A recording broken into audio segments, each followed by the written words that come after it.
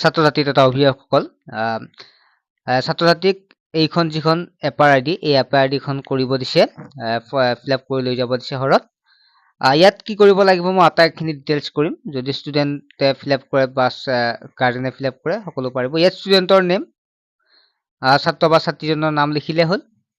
তাৰপিছত ইয়াত PAN of the student এইটো বিদ্যালয়ত দিব লিখি ডেট অফ বাৰ্থটো লিখিব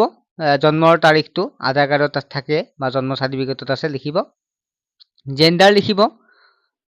য'ত ল'ৰা হ'লে মেল আৰু ছোৱালী হ'লে ফিমেল তাৰপিছত ক্লাছটো লিখিব কোন ক্লাছত পঢ়ি আছে মোবাইল নাম্বাৰটো ইয়াত লিখিব যিটো আধাৰ কাৰ্ডত থকা মোবাইল নাম্বাৰটো দিব ফাদাৰ্ছ নেম অৰ্থাৎ দেউতাৰ নাম লিখিব মাদাৰ্ছ নেম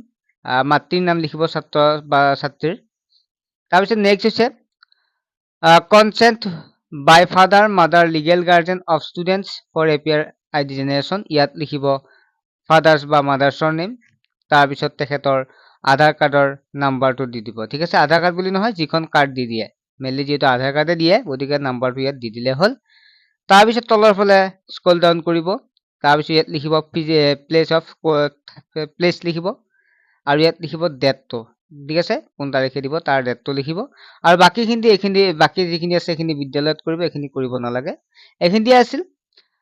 এনেকৈ